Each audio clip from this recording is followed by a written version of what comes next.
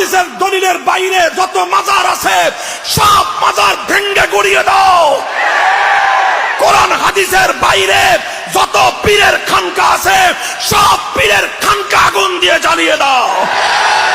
কোরআন হাদিসের সত্যিকার দলিলের বাইরে শায়েখ নামে যত ভণ্ড আছে সব ভণ্ডের আস্তানা গুড়িয়ে দাও।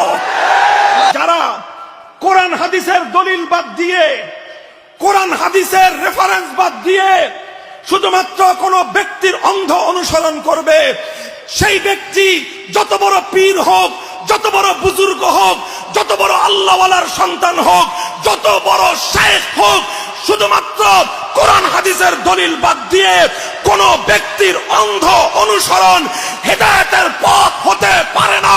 এটা জাহান্নামের পথ, এটা ইবলিসের পথ। Likey